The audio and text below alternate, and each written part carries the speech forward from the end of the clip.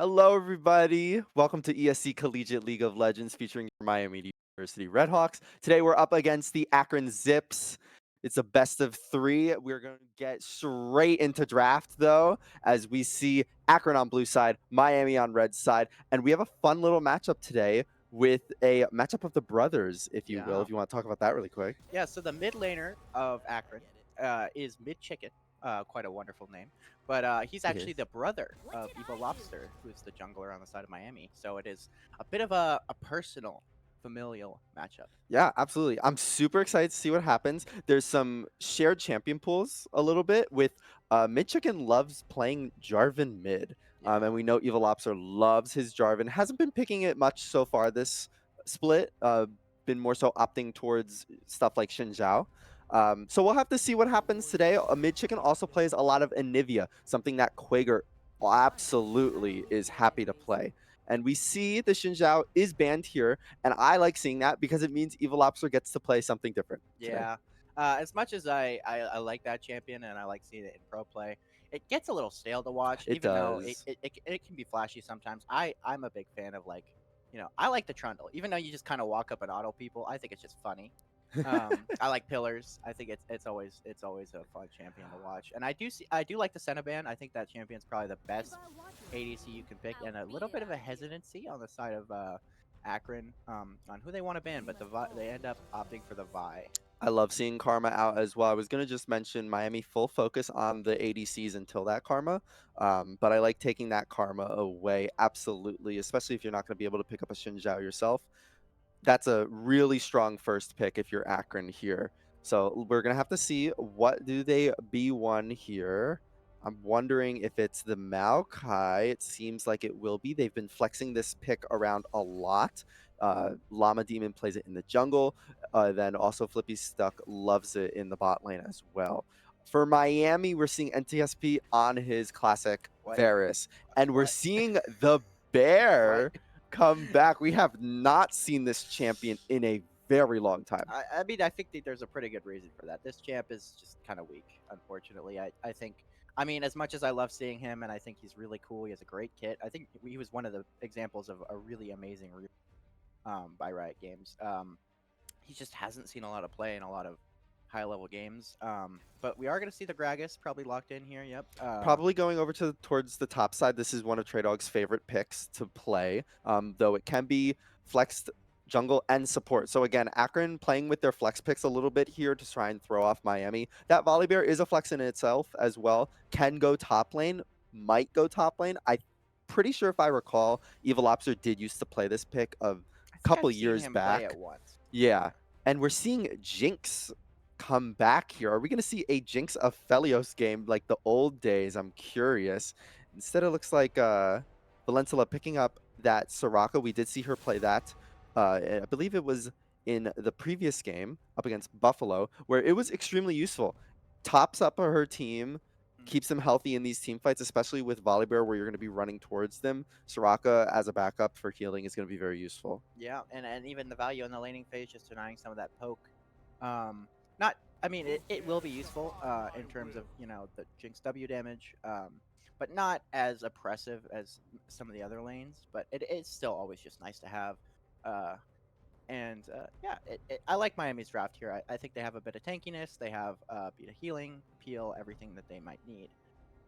Right. They also have some dive potential here, I would like to note. Volibear, the Stormbringer, fantastic tool to dive early game Yes. once you hit 6. And also, Varus is pretty good in dives. Can fire away from very far distances. Chain of Corruption adds to the lockdown potential when you're diving the enemy. So I love to see that. In terms of secondary bans, we're seeing some of the picks that Akron has been enjoying defaulting to in the second half of their drafts. Things like the Jarvan and Katarina both played mid by Mid Chicken and have done very well. And then Akron instead going towards Gangplank, which we haven't seen a lot of this split, and the Vagar, which means pretty much as expected, Quakervert's going to default over to that Anivia. Yeah, and we did see the Jarvan band away from Mid Chicken, so he's not going to have that to respond.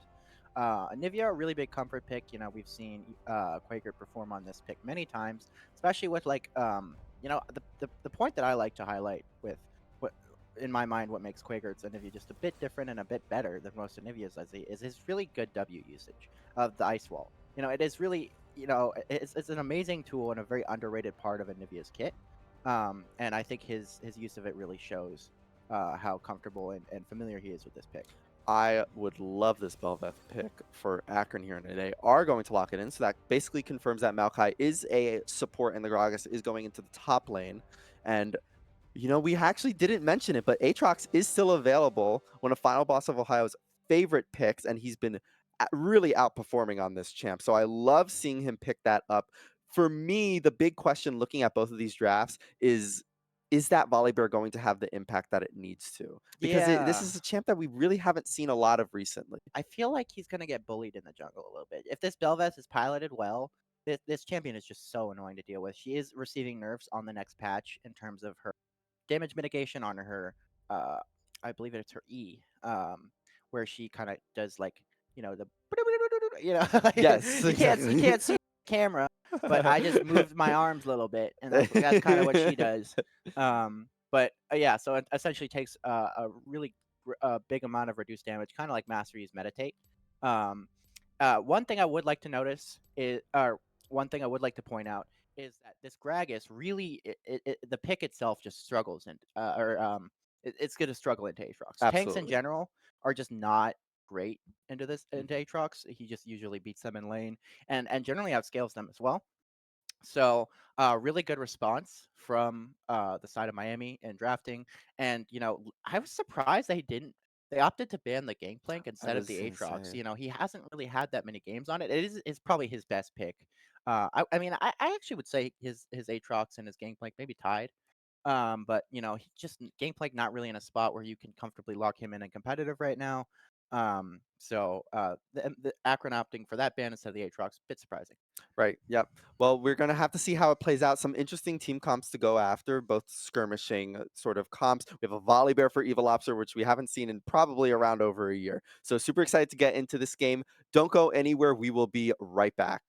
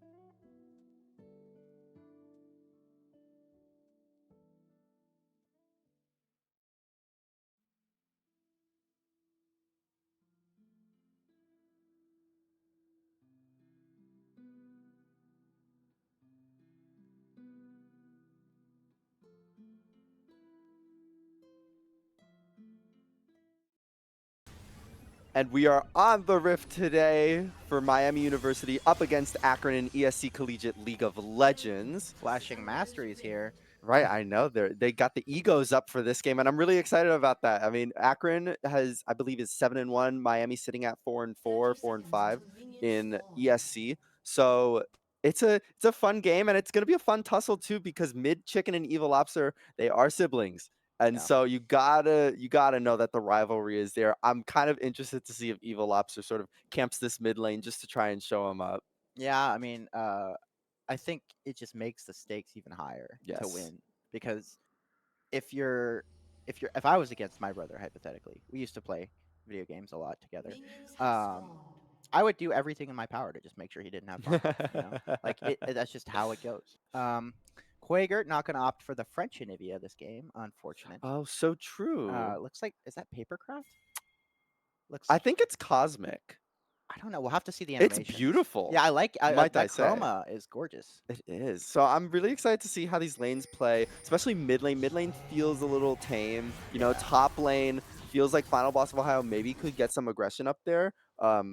And I was gonna say maybe Evil Ops or even Paths up there, but he's actually going to probably be pathing towards that bot side while we see Belveth pathing towards the top side, doing a Raptors start, might be doing a full clear completely. It is important to note because of the direction she's moving, she has the ability to spot this bot lane in case any issues arise. Because Maokai, super easy person to gank. Yeah. That twisted advance sets everything up so beautifully. Yeah, it's just two buttons, W and then you Q. Right.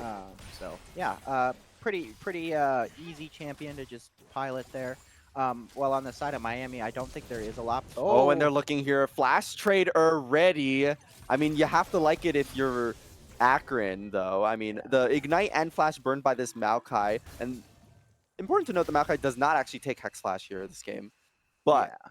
I mean, it's still worth. I yes. would if I was Maokai, I would take that any game. And we are going to get a little bit of a pause here. I wonder if it had anything to do with that flashes or anything, if that Maokai actually did use Twisted Advance, because they did get level 2. Yes. And so that makes me think that maybe he had Twisted Advanced and he had it locked in, and when he flashed, he thought he was in range. That's my Yeah. only guess. I don't know. Maybe it's his ping. Could be. That's true as well. That's something that. Oh, it looks like We're we. getting right back into Yeah. game anyways, so it's not much of a thing. We have a little bit of the junglers showing up already into this mid lane, and exactly what we expected.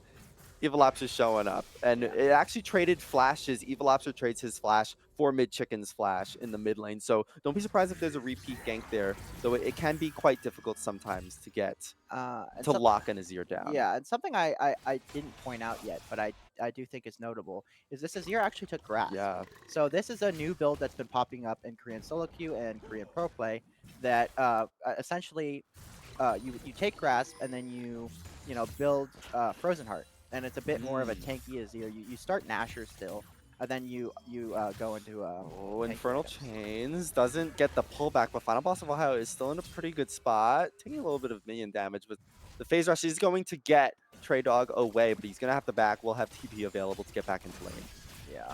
Not too much of a loss, not great. It's going to give Final Boss of Ohio a little bit of a tempo advantage, but nothing that, you can cry over. We do see just, Tame farming near towards the bot side.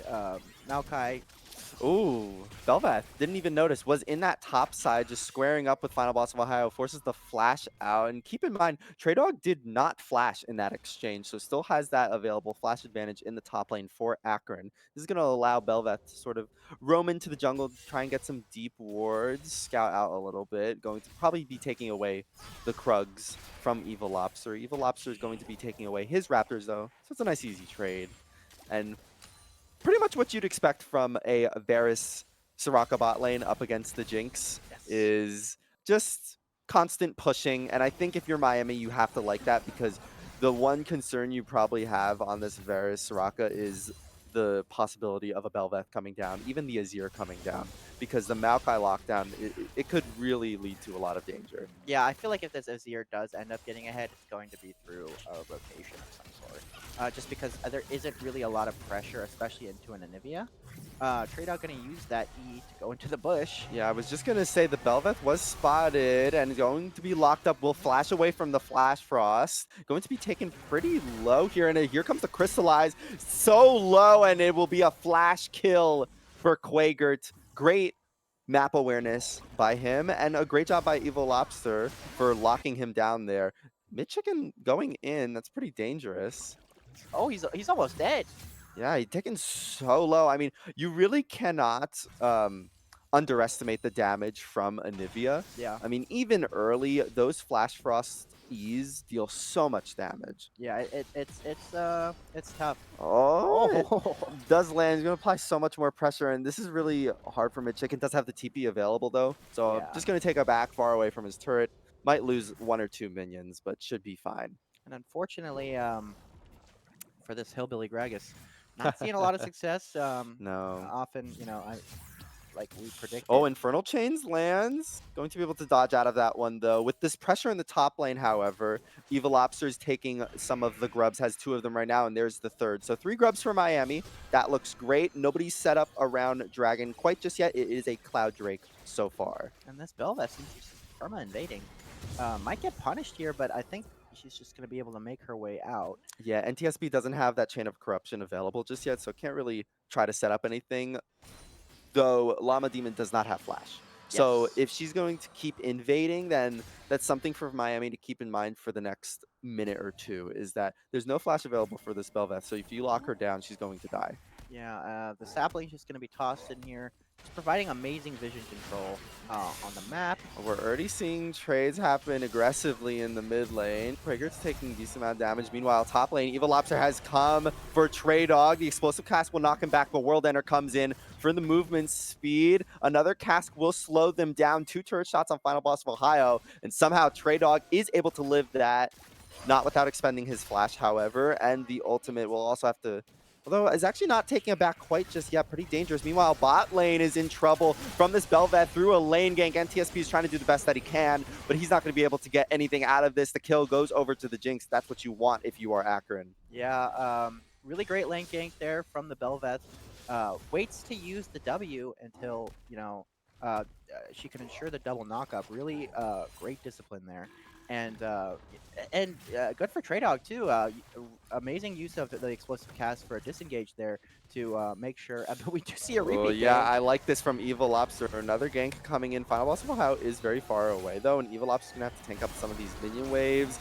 Here comes the Stormbringer though. That will secure the kill. Going over to Evil Lobster. I was just gonna mention, we were a little bit worried about the Volley Bear, but I like what we're seeing so far from Evil Lobster. He's playing it like almost any other champ that he plays, of these early game aggressive junglers. He's really on top of farm as well in this Yeah. game, which is crazy to think of because every time we look where the Belveth is, she's in the enemy jungle stealing away a camp, but it seems like she's taking like too much time to get to those points, and she's really been behind in farm so far. Yeah, and despite having pretty good tempo on the map and having some pretty great ganks, it's not able to match Evil Lobster in terms of experience and in terms of Right, it's a 1K gold lead. Yeah. Over 1K for Miami this early into the game is nice. We'll have to see if Miami converts that into an early dragon. I would love to see that, especially with 3 grubs.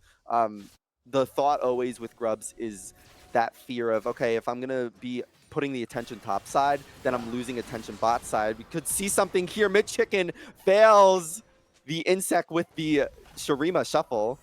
Okay. But is going to get out alive. Will have to expend his flash, however, which means some more prio on the bot side of the map. Evil Lobster's already moving towards that dragon. Yeah, gonna be pretty easy to take that with, of course, vision of the Anivia mid lane and, no mid laner there to cover. So, really well played from Quager.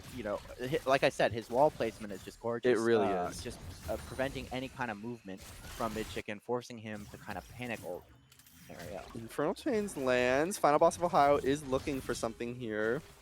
Not taking any minion damage, but Trey Dog really succeeds in these very quick bursted trades, while Final Boss of Ohio really wants those extended trades. And here comes Belveth to sort of clean it up. The Royal Maelstrom will secure the kill for Llama Demon, even though the Drake does go over to Miami. There's some aggression going in on the top side for Akron. Yeah, got the BM emote right before he died. That's all good. And yeah, well played. Another use or good use of that cask, just to kind of keep Final Boss of Ohio from disengaging there. Such a versatile ult, and that's why Gragas has kind of been a staple in pro play because you can just use it in any kind of scenario.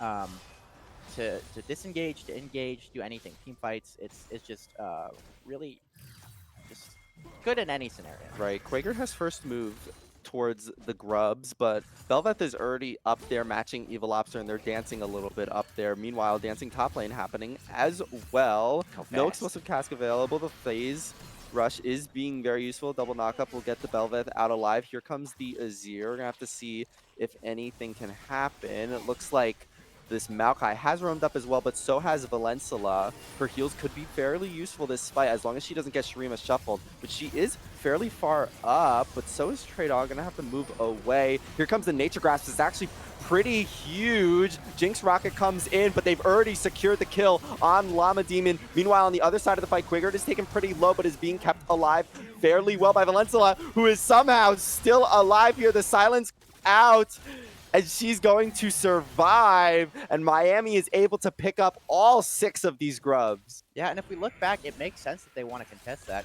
especially with the Belveth on your team. You want to get that early empowered form, and I'm surprised, that Llama Demon didn't go for actually the early Krugs, because that's a big part of how Belveth maintains her tempo and stays relevant in the game is that empowered form. So not going for the first Krugs, deciding to contest on the second one, makes sense. But if you just Oh, Chain of Corruption forces out a cleanse. It's an interesting trade. I don't know what the cooldowns for cleanse versus rank 1 Chain of Corruption is, but Chain of Corruption is typically a very low yeah, cooldown. it's probably benefits at TSP. But I will say, Oh, if you just yeah. looking back at that team fight, if you just look at the items, it's even still. Oh, I was really worried about this. Final Boss of Ohio gets explosive casks right into the waiting arms of Llama Demon. He's going to pick up another kill on the top side of this map. Oh, the Crystallize just barely dodged through by Mid Chicken. That Malignance is now available. Flash Frost does land. Not terrible damage, but not great so far. He's a whole item up, though, on this Azir. That CS difference is huge right now in the mid lane. Yeah, there's so much happening. I was trying to explain the team fight, and then Final Boss of Ohio is just like, you know what, I'm gonna die to a game. But you know So what, many of no these plays shame there. taken. Yeah. And as I was saying, Quagert had a whole completed item. First one to have a completed item in that fight, and it showed their damage was just way higher than the side of Akron. The Malignance just provides so much value on Anivia. She can just proc it so effectively. And I think a big part of that fight though was Evil Lobster, and he had a wonderful positioning, and was able to just work with Valencia to just kind of dance around their opponents. So I do also want to know, based on the itemization so far, it looks like Mid Chicken is just doing the regular Azir, like Nashor's Tooth build, yeah, you rather start with than... Nashers and then you go. Ah, I Yeah. So see. you start with Nashers and then second item is Ooh, like great ours. Crystallize. Won't be able to set up the gank. A little bit of shuffling gets Azir out of that one, as is per usual, it seems. Pretty hard to gank this Azir, but Evil Lobster's been making it work. These walls especially are really helping him out. And speaking of all the other walls, the tick Oh, won't do enough. Evil Lobster's bullying this Belveth right now, too.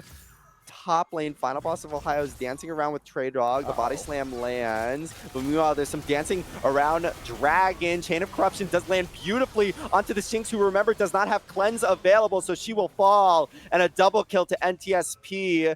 Dragon is up in 40 seconds, so they're not going to be able to convert it quite just yet, but they're going to get so much out of this. Free reign to push, free reign to go into the jungle. Yes, they sacrifice top lane. In fact, Final Boss of Ohio, I think, falls there. He does. Yeah, But but not great too fight. surprising. I mean, he's been basically permacamped the entire game by this Belveth. And we'll see if that pays off. I don't think it will. I think Miami's just getting so ahead on basically every other side of the map. Mid Chicken clearly taking some really kind of negative trades. Belveth is probably going to be able to just pick up this Herald, which is going to be good. She's going to get that empowered form. No real grub pressure to back it up though. So I mean, while it is nice to have that, maybe you can get some pressure in some of these lanes. Maybe even take out a tower. Not game changing. Right, 6 Grubs and 2 Drakes for Miami.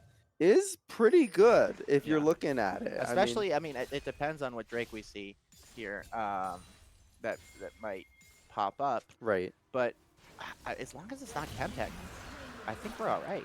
I may have jinxed it. We'll Let's see. see if it. No, it is Infernal, which is Okay, great no, if you're that's Miami. one. That's fantastic. Especially for that Anivia, Vars is Yes. good. I think it's great. Any kind of bursty champion or like DPS champion who can proc it a lot, um, is it's you're just really gonna be happy about it. Right. The scaling of Akron is definitely a concern, though, if you're Yes. this Volibear Jinx. is really far ahead, which is great, but that's only going to last another 15, 10 minutes. Yeah. So it's going to be up to Miami to continue accelerating this game. These past few team fights have been fantastic for them. So they're going to have to look to continue doing that. I think Valencia is sort of going to have to carry this game if it gets pretty late with her heals. Yeah, I don't see a lot of great scaling on the side of Miami. I mean, Var scales pretty well into the late game in terms of the on-hit variant, but I think really just kind of Anivia is like Mhm. Anivia Soraka is going to be really your only saving grace, and even Anivia is not. She's good, but she's not like fantastic in terms like she can't match an Azir, she can't match a Jinx. So yeah, it will be difficult if they aren't out. That is something we've seen Miami struggle with in the past, is just being able to close out games. So hopefully we don't see that again today. Um, but things are looking up. Miami's positioning on the map has been pretty great. Team fighting, clean, so And let's see what happens here. This bot lane's been playing fairly safe, although I say that, and Valencia's gonna face check that war, and she's gonna be in trouble, have to flash away, but more in trouble is Mid Chicken, but he's actually going to be able to get away. Meanwhile, TP coming in by Final Boss of Ohio. Here comes the World Ender. A flash away from Flippy Stick will get him away from that, however. So just a bunch of summoner spells traded, but Evil Lobster's looking for more, does have that Stormbringer available, but I think Akron knows the fear of that ultimate being able to turn off the turret, and they're just going to give away this bot lane turret for Miami. and hide in a bush. Yes. That is a tried and true strategy. Nothing wrong with that. Gragas trying to get some Yeah, mid lane looking is going to be there. punished. Flash Frost doesn't quite land, but Quaker's actually continuing to just bully this, see if she can get anything off of it. Those Glacial Storms are doing so much tick damage. Explosive Cast doesn't actually land, can just walk around the wall. Flash Frost will secure it, though. NTSP, fortunately, not even able to get a support off of that. This Gragas is so king. Yeah, but able to get through it is Quagert with those constant ticks of the Glacial Storm and the Malignant's reduced magic resist. Is he playing Frozen Heart like an item as well, just a match? I think he is. Yeah. I mean, that item is just busted. I think it's probably, without really a comparison, just the best item in the game. They nerfed it by increasing the cost by 100 gold, but it really just was kind of inconsequential for the value it gives you. They are going to be nerfing it again on the next patch by another 100 gold and decreasing the amount of attack speed that it has, but I still think it's going to be very prominent. Just, it's crazy that you can just build it on pretty much anyone. Did he sell it? Or he sold the Wardens, or I think he did, yeah. yeah. Huh, interesting. Very interesting. Yeah. Well, we'll see what happens. Drake is up in a minute 40. Baron is shortly after that. And Miami has a pretty sizable lead so far, though. Yes. It's around 3K, and it's pre-20 minutes. If you're Miami, again, you just need to extend that lead further to try and close out this game before things get kind of scary with this Azir and the Jinx. I'm trying to figure out. I love this Jinx skin. I don't remember. Cafe Cuties, I believe. Okay, yeah, because I like the W. So Oh, much. Evil Lobster wants that skin, though. The cleanse is forced out and the flash away from the Chain of Corruption, which is pretty good if you're Miami here. You love that trade. Mid Chicken in trouble once again. Going to be able to slide away. So the turret in mid lane goes down for Miami. I like this from them continuing to open up the map by applying that aggression, especially with this Volibear. I mean, the Volibear has really been proving us wrong so far. Yeah. Still been able to have a lot of that pressure on the map. And despite feeling really tanky here, with the PTA, is still being able to be quite a threat in terms of damage and really relevant in these fights. Right, Miami, Final Boss of Ohio specifically, is going to back away from this bot turret, just give it up in trade for that topside turret going over to Quager. Totally fine with that happening. But Akron, with that in mind, does have Prio in the spot lane river, and unfortunately that Rift Herald, I think, was about to time out, so is just going to get placed and go bot lane. We'll likely only get one charge, not the full turret, as Final Boss of Ohio is there to be ready for it. Drake up in 10. Miami needs to be careful walking towards this if they want to. Yeah. Base checking. Jinx gonna Uh, give it away. yeah, the ward is placed. Evil Lobster is going to lead the way through with Quagert. These walls could be pretty big with this being taken place in the jungle. And Final Boss of Ohio does have a pretty mean flank here as well. This Gragas does have TP available. The Nope. team Akron is split. Oh, Pretty hold good on. wall, though, is placed, and that's just going to be death. NTSP gets the kill. A great flank and explosive cast sets up the fight for Akron. Do they have the damage is the question. NTSP is free-firing this fight. Pretty good Emperor's Divide, but it's not going to divide enough. It's a complete ace and a quadra kill going over to NTSP and the Dragon, and likely Baron to follow. Yeah, I mean, I think of moments where a Varus is just gonna thrive, and a team comp where he's just gonna be able to just pop off. No one could get near him that fight. Yeah. He was just, I mean, the Anivia slow, the Anivia wall, the volley bear just standing in front of him, acting as kind of like a bouncer, making sure no one just can get any kind of close to him. He was just free firing, he was stacking his passive, and chain of corruptions towards the end, and it was a wash. I mean, that fight was not close. Even with the beautiful Gragas engage, that was gorgeous. There was just no follow up, and Miami was just able to do what they needed to just close out the fight. It's kind of funny because you thought with like a 5-man body slam explosive cast, like that's gotta be Might do great, something. AP right? too. AP as well, especially with it hitting NTSP.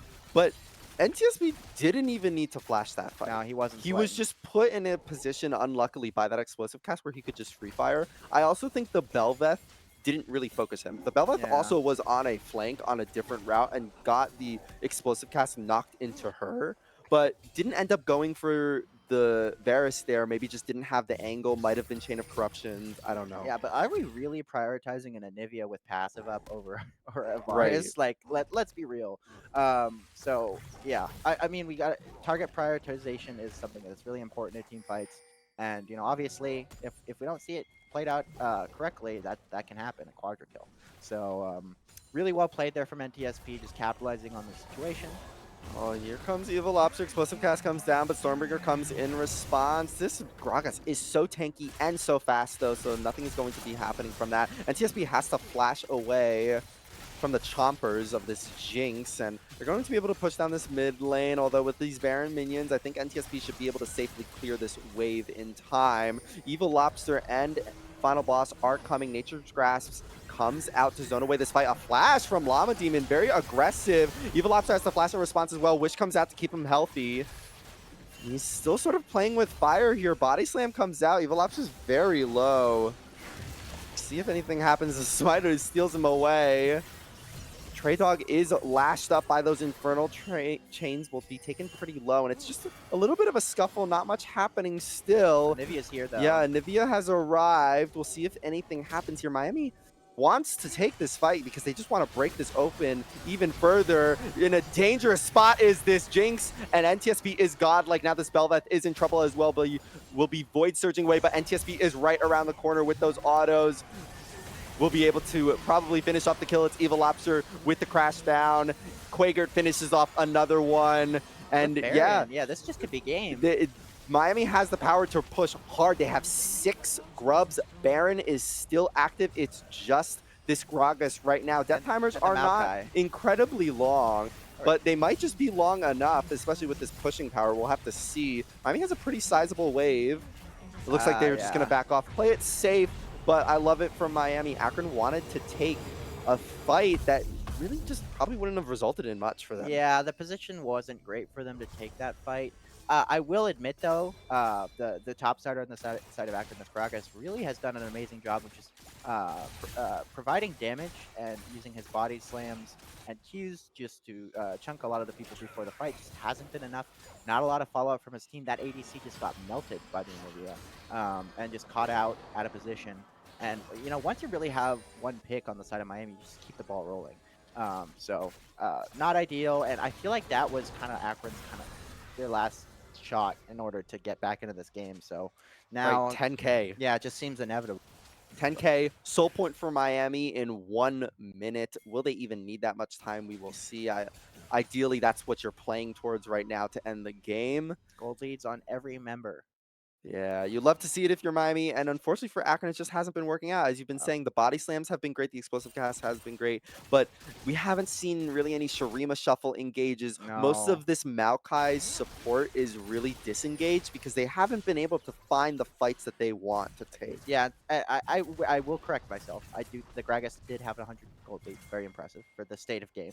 But like I mean, like you mentioned, Azir an incredibly difficult champion to pilot. I mean, I would argue the hardest one, if the hardest, if not one of the hardest champions in the game. And if you're not just able to find value in a lot of his hits, it's just he feels so invisible in a lot of these fights, especially if you don't hit his R. He just doesn't provide a lot. With the grasp as well, you kind of have to, if you're not opting for that tanky build. Oh, Valencia's knocked back, will flash away, but an aggressive flash forward, but the wish is keeping her alive. NTSP is legendary. Another effort, last-ditch effort, that is. Final boss of Ohio TP's in to get the back line. Flip stick, not gonna, well, the blast cone will get him away, but will he get his team a victory here? Likely not. Miami is looking like they are in position to finish this one. Final boss of Ohio picks up the ace, and Quaker is already in their base. Oof. That was Nice work, that. I Quaker. mean, that was not close. But I mean, to be expected with the way that this game was headed, and Miami just walking down the mid lane, gonna close this one out. Pretty clean game. Right, doesn't even need to take this last dragon, although Final Boss of Ohio is taking it right now just to pad the stats of having another soul. Miami takes this game one in the best of three, although maybe I shouldn't speak too soon. We're good. Miami takes game one in this best of three up against Akron, and it felt great. Yeah, I mean, just besides some of those top gangs, felt very one sided in terms of that series. Um, I mean, Final Boss of Ohio, despite getting put very behind, was very prominent in these team fights. Was able to make great use of that World Ender, and had great damage and presence. And I mean, my mind, I think just the Volley Bear, fantastic. There was no member on Miami's side that was slouching in any of these team fights. Everyone Absolutely. seemed very focused and sharing one mind or one brain in making sure that they can execute it in the best way possible. Right. I love what you just said because even up until the very end, Miami, their reaction time was so important. Valencia in that last fight, that she was the first target and Yes. she did not die in No, that no. fight The because that flash was instant when she knew she was in trouble from the nature's grasp, and the and then the Gragas. wish, and then everything just fell apart unfortunately for Akron. But we're gonna see if they can bounce back. This is a best of three after all. We are going to take a short break before we jump into game two though, so don't go anywhere. We will be right back.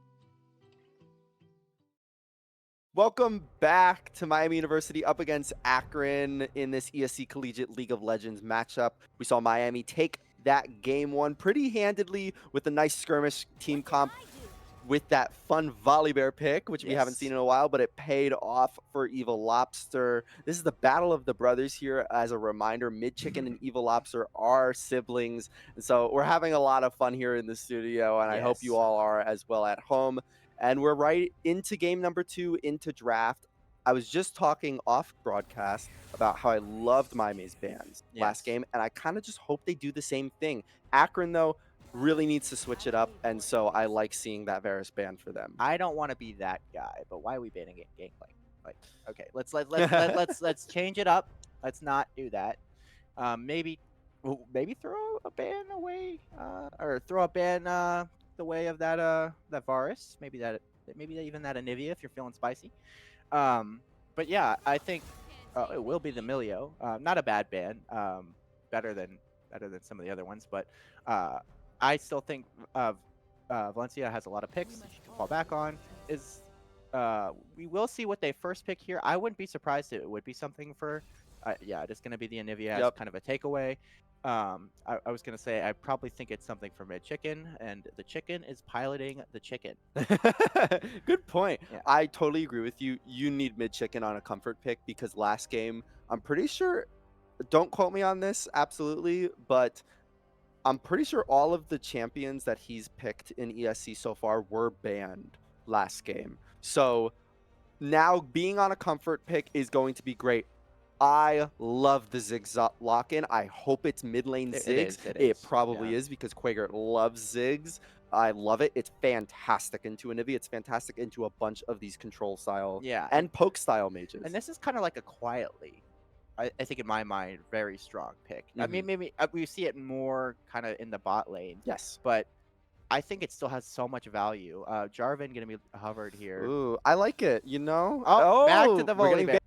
hey, listen. Love it. The volley bear was fantastic last game. It was applying so much pressure so early once the Stormbringer was out. It was being used every single time it was up to try and find a pick. And so I like seeing that again. And Akron is going to pretty much run it back, though, on the top side. They're going to match it with the Bel'Veth and the Gragas in the top lane, which we were talking off broadcast. The Bel'Veth and the Gragas sort of felt like the two champions that were really trying to bring Akron forward, while the other champs didn't really feel like they were having much of an impact. Yeah, and Gragas, despite being in a counter matchup, that is the Zac covered though. That is another champion that is going to be receiving some nerfs in the next patch. Just so dominant right now, in the sense that he just can't be punished in laning phase. He's so healthy, he has so much sustain, and it can still offer up quite a good amount of damage and gank setup. But the Gragas, like we were saying, really looked great. I mean, some of the engages that he had, the flash body slams, the body slam into the explosive cast, really was able to show off in these fights how prevalent he can be and how proficient he can be on this champion. So clearly a comfort pick seems even into a matchup so difficult as an Aatrox. I don't want to get baited here, but the Twisted Fate ban, obviously towards that crit build that we've been seeing rise towards the bot side, it does kind of tell me that Miami might be thinking about throwing the Ziggs bot. But again, with that matchup into Anivia, I feel like they're probably going to leave it mid. No, it's fine. But some potential flexing can be done if you're Miami here. Not so much for Akron this time, though, as Akron does ban away the Yuumi. They're looking to get rid of those Enchantresses, which is not a bad idea considering that your jungle is a volley bear, and if you can get some healed shield movement speed boosts onto him, he can be pretty threatening. Yeah, I would imagine maybe the last ban it will be the Lulu. They are leaving that Soraka open, however. It might just be a run back. That would be quite a bit of healing on the side of Jinx. Miami. Jinx, I not a huge fan of it. Didn't really see it pop off in the last game. Just this champion just takes so long to get online. Um, in comparison to something like a Varus. I like this a lot better. I think Aphelios is a really good. I mean, maybe not the in the best place in the meta right now, but just always a good champ. Just just feels good in team fights. Has so much utility with all the different weapons. Oh, Yeah, I'm way in favor of the Aphelios over the Jinx here. Um, Specifically considering that you have a Volley Bear and a Zac in front of you. I mean, if you add on top of that something like a Nautilus, which might actually not happen now that Akron has locked in Kai'Sa, and Nautilus loves to be paired with Kai'Sa. any engage, any I kind of mean, engage. you just need a little bit of like maybe a tankiness on Miami. Obviously, you can go for another Enchantress, something like the Soraka could come out again, but I'd really like to see that some sort of engage support for Valencia. Something to deny the Nautilus. Unfortunately, I feel like the champ uh, Valencia doesn't really play a lot of those tanky uh picks. I don't mind this. I think it's fine. Can deny or buy a little bit of time in terms of the super heavy engage and lockdown that is on the side of Akron. So but it isn't something that can necessarily tank a hook and come out looking amazing. Right. I do find Renata into Kai'Sa can be a little bit annoying. Into Nautilus is not as bad, but Kai'Sa can be a little bit slippery, especially in these mid-game team fights. So it can be hard to really lock her down with your handshakes, with your hostile takeovers. But we've seen Valencia sort of default to the Renata when she can't really get her hands on a hyperactive Enchantress. Mhm. So pretty expected from her. We'll have to see how this game plays out. I'm really curious to see how some of these matchups play. The Gragas into Zac is really a burly brawl Yeah, up I in the don't top I, lane. I don't think there's gonna be a lot of action. And honestly, my eyes are really on the mid lane to see if Mid Chicken can bounce back from that rough performance last game. Didn't really seem too comfortable on that Azir, at least in that particular point in time. Maybe this Anivia seems a bit more familiar, and we're able to see a bit more even sided match.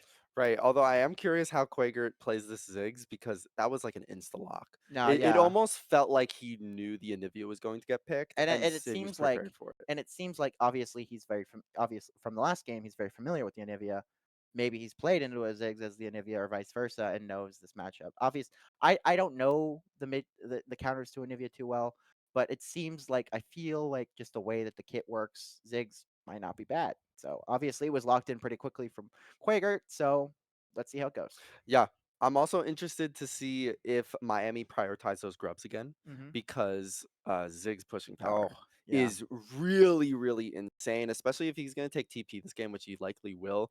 Double TP for Miami sounds great. I mean, yeah. especially with Zach flanks as well. You're gonna have 5v5. You're gonna have pressure in side lanes. I like it if you're Miami. I do too. And I think with the one thing I will say though is Aphelios is kind of unique in the sense that he is kind of like a little time sensitive, and when you can take these team fights, you have to be knowledgeable about using your ammo well, because if you're on like let's say like like purple blue or something, like not a good gun setup for having these larger team fights. So you want to be cognizant of that and make sure you're on that red white let's fight Exactly. type of setup. So Yeah, I'm interested to see how these fights go, and I'm really excited to see what this game looks like. It's round two of the brother versus brother matchup here with Miami and Akron. So don't go anywhere. We're going to take a short break before we hop into game two.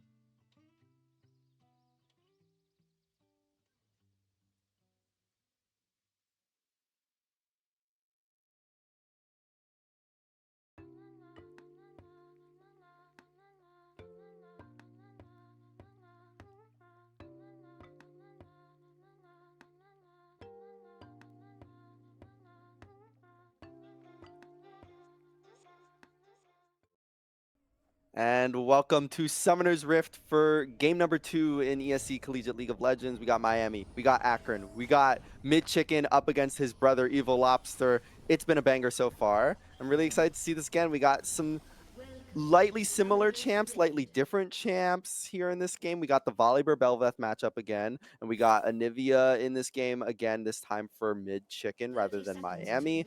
And we got Trey Dog back on this Gragas, of course, which he loves, and I'm sure he's happy to be playing this Ooh, champion he's in a again. suit. Yeah, fancy Gragas Yeah, I like today. this Gragas skin. I'm a big fan of it. It's cool because it's a glass cask, so it makes some funny Beautiful. sounds. Um, Evil Lobster on this beautiful dragon prestige skin.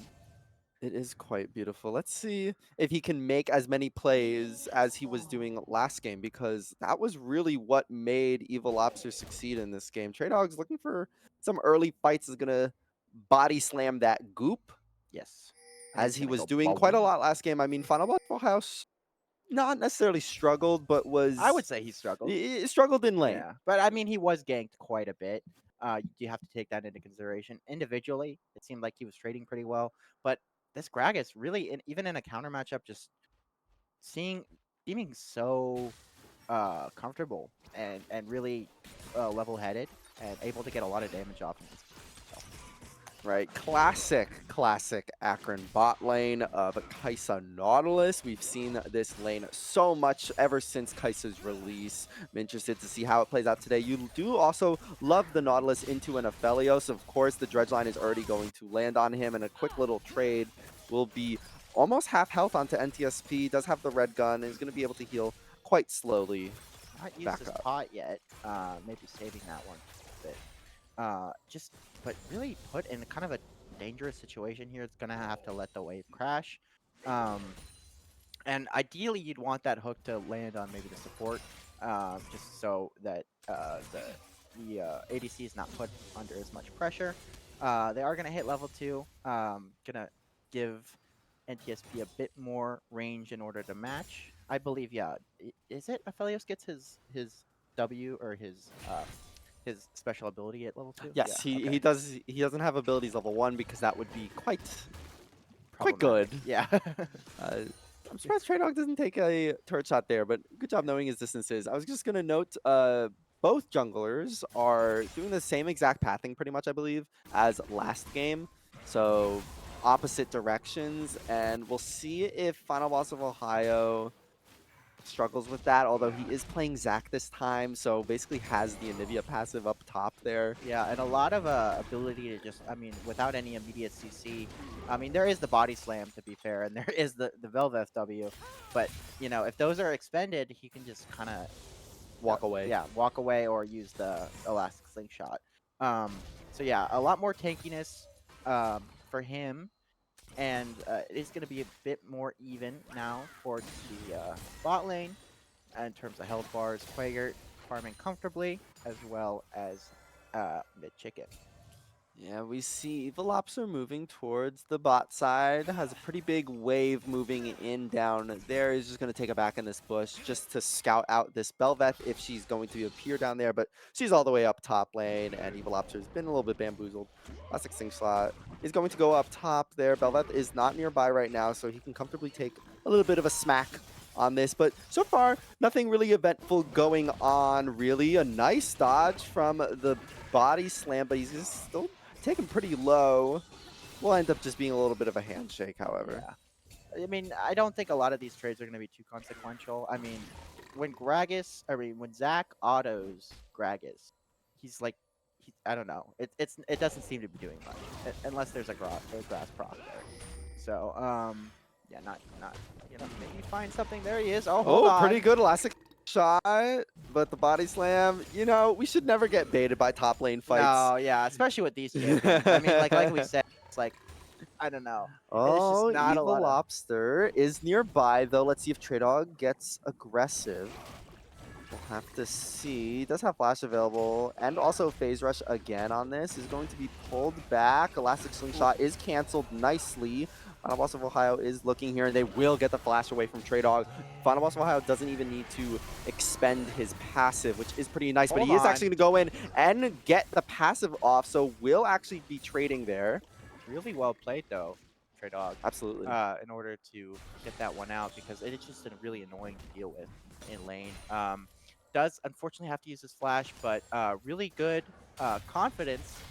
Dredge line lands onto Valencia, taken very low to get out safely. Meanwhile, Evil Lobster's been explosive cast back. Flash from Llama Demon means she'll be able to pick up that kill. First Blood does go over to her. Valencia has been caught by the Dredge line once again and is ignited. Bailout is on her. Will flash away to safety. And DSP is free firing here. We'll have to back up though.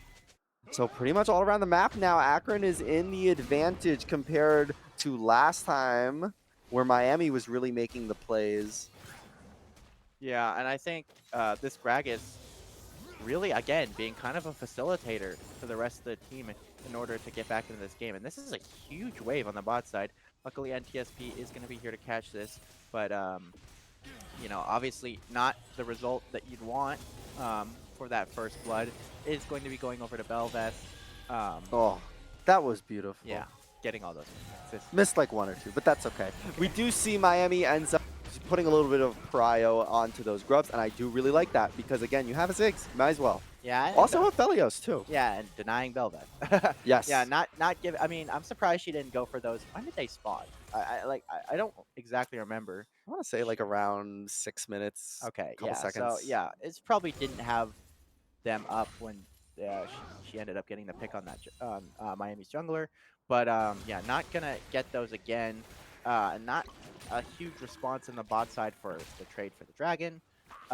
So as long as Miami keeps getting these objectives, doesn't look too bad. Right, a little bit of trades happening in the mid lane now that Glacial Storm is available for mid chicken.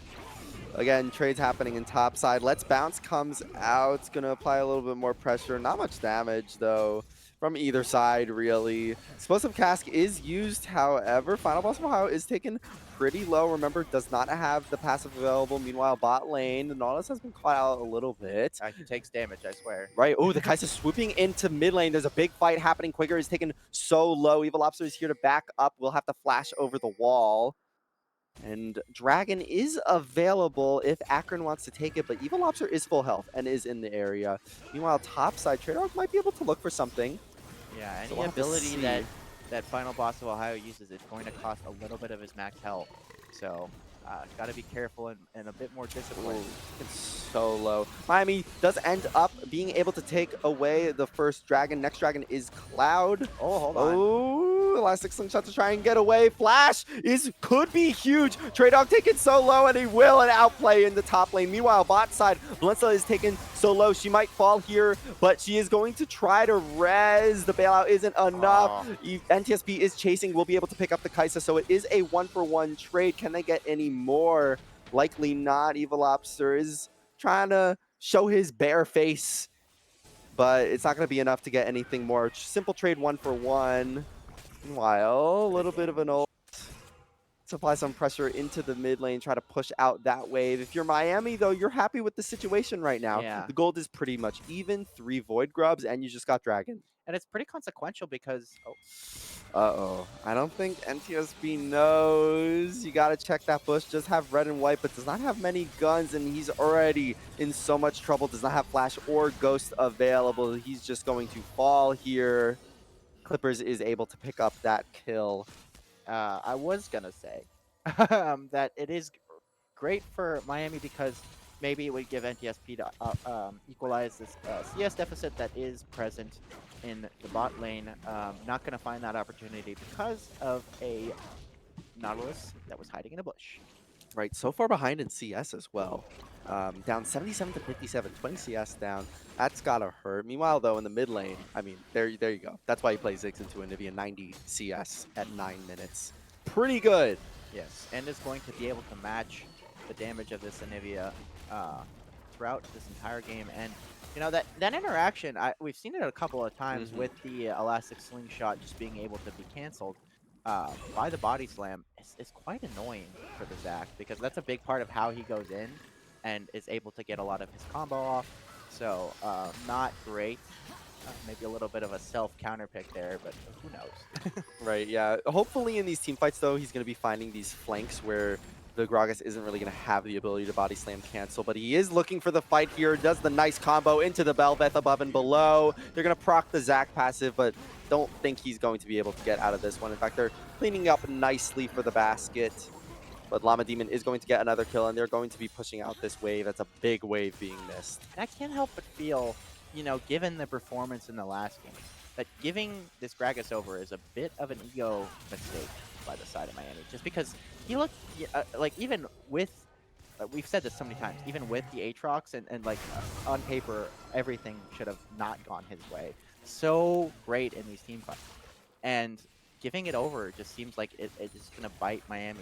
Yeah, let's see. Miami does want one more grub, but they don't want to have to die for this. Stormbringer is used by Evil Lobster. He should just be able to get away. We'll have to flash over the wall from the Glacial Storm Crystallize. And uh-oh, Quaker's in a bad spot. Might be able to just hop over the wall here with his W, but it doesn't look like he has it available. Here comes the Final Boss of Ohio and the hostile takeover to try and take over the fight, but it's a great initiation. Bailout is not going to be able to be enough, and now this Belveth is going crazy with a double kill, killing Quagert and Evil Ops here. A fantastic body slam flash by Trey Dog. Like, it's crazy how I just say something and then they prove my point. Like this this Gragas is just, he's putting his team on his back. It's a big back, so a lot of room there for the rest of his team. Maybe on his belly, and he's just making the difference in these fights, finding angles, really just knowing the limits of his own champion, and it shows. It's been the big difference maker in making sure that Akron is able to pull ahead in these fights. Not able to grab the full grubs like they were last game is going to be a bit unfortunate. Not able to get that little Void Might passive either. So not in the same position they were. Do have the early dragon, but whether they can stack it is a different matter entirely. Right, the scripts are kind of flipped now for Miami. Going to be able to actually successfully slingshot there. Look at the healing from both sides of these top laners, though. Will just end up being a little bit of a handshake in the top side. Bus of Ohio not even able to really get much of a clear on that wave that was incoming. Yeah, unlucky. Trey Dog just sitting pretty in lane, and we haven't really seen. Despite a pretty amazing hostile takeover in that previous fight, Valencia not finding a lot of the same value that she was able to on the Soraka. Right, Dragon is available here. It's a Cloud Drake. We'll have to see if Miami tries to set up around here. They are pretty behind right now, though. Yeah, TP's up for top sides, but I just don't like it. I think taking this fight is going to be... It wouldn't be a terrible decision to just let this one go over. It seems like that's what they're going to be doing. Because if you do contest this, I mean, if the fight doesn't go well, that's game. I mean, they're at kind of a breaking point where if there is another team fight that goes Akron's way, it seems very hard to close the gap. Right, I totally agree. And so Akron is going to be able to take up that Cloud Drake, and it means not that big of a deal, honestly, if you're Miami, especially because you were able to pick up that Mountain Drake. You took 4 grubs, so you're not terribly disappointed with the objective control so far this game. Yeah, and, I just think, while both teams have a pretty good scaling aspect, I do favor Akron just a teensy bit. I think Aphelios is a monster in the late game, but we haven't really seen it get to a situation where he can really have a scenario like that Varus that we saw in game 1 where he's just kind of free hitting. There hasn't been a situation where he can kind of capitalize in the same way. Belveth going to have her empowered form because of the Rift Herald. Gonna be pretty noticeable. Hopefully we'll see if she can keep that up in a lot of these fights because that Alright. is a big difference maker. They're looking to dive Trey Dog here. Explosive Cask is available. Evil Lobster brings the storm down here. NTSP, the Moonlight Vigil as well, but Trey Dog is so tanky, and NTSP taking so many turret shots, almost falls there as well. Same thing with Evil Lobster, not even able to pick up the kill. Very unfortunate for Miami. They were trying to make a play to try and trade away from that top side. And Trey Dog, super disciplined. I don't think he even, I mean, it may have not been up. I can't really see super closely, but I don't think he flashed. No, he didn't. So, Just using that explosive cask to get the distance away. And he's just so tanky already. You know, it's built-in tankiness. You had the Seraphs up, though. The Seraph shield probably was procced there. yeah, So. and not much that final boss of Ohio can do here on the top side. Just kind of have to watch his top turret. Trey Dog not going to be clued in. Oh, a little bit of a bold play. He does have the flash. Trey Dog does have flash. Body Yeah, slam. he's bad read. If you're Miami here, I mean, to keep track of those flash timers to know if you can do things. But they're looking to make a play onto Trey Dog here. A bounce back by Quaker is going to be body slammed. Here comes Final Boss of Ohio. It's a great cue to land, and the Mega Inferno Bomb will seal the deal going over to Quaker. That's a nice kill to pick up if you are him. How many skill shots to the center of Gragas? We'll just have to find out. And as you said, this Kaisa.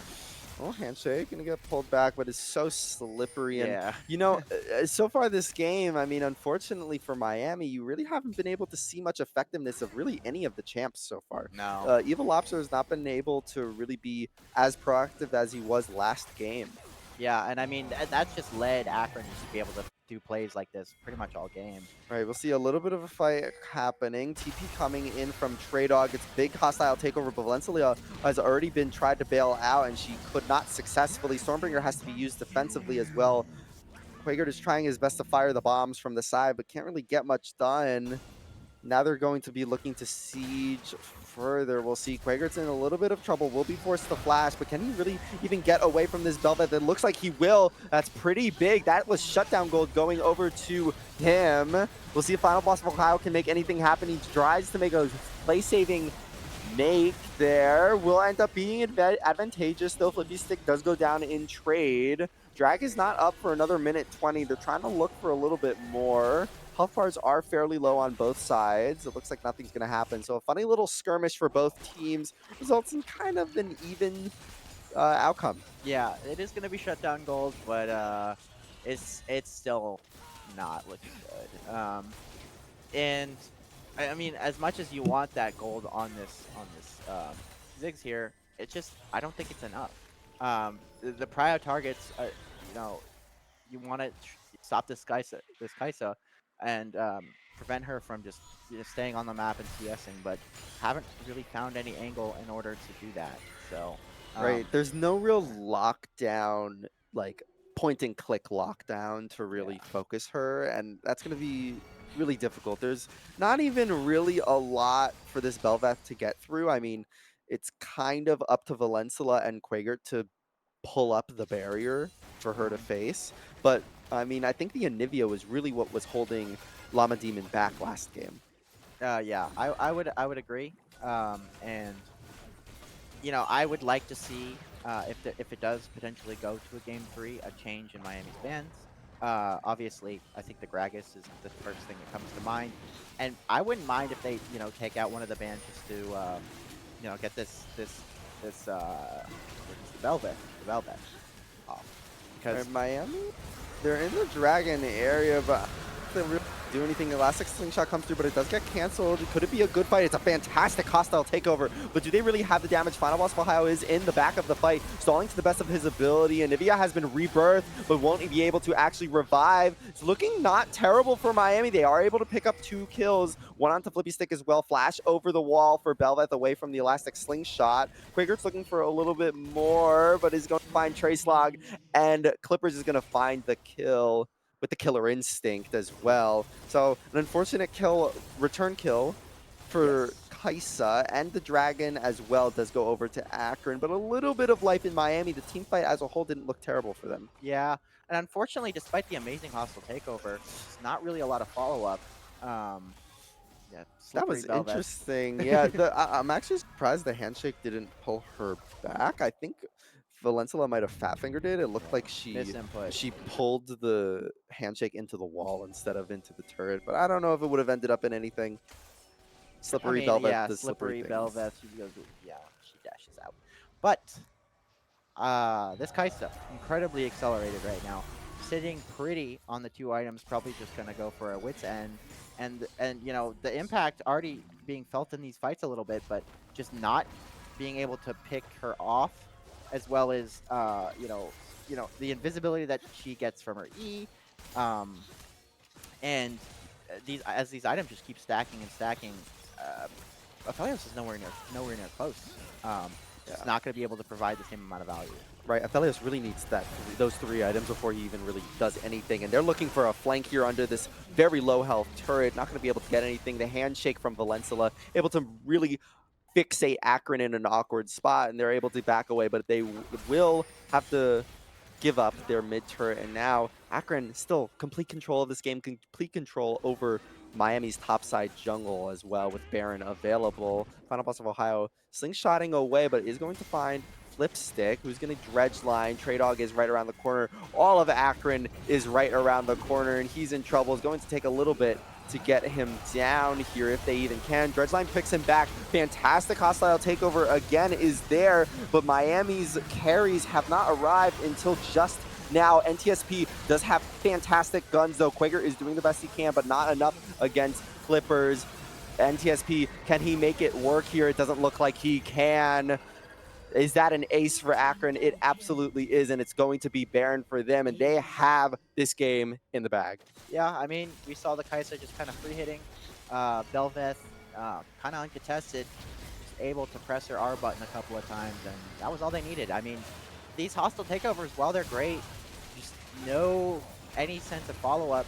Volibear just looked kind of lost in that fight. You know, ulted kind of in place and wasn't able to provide any kind of value. So, not what you want to see.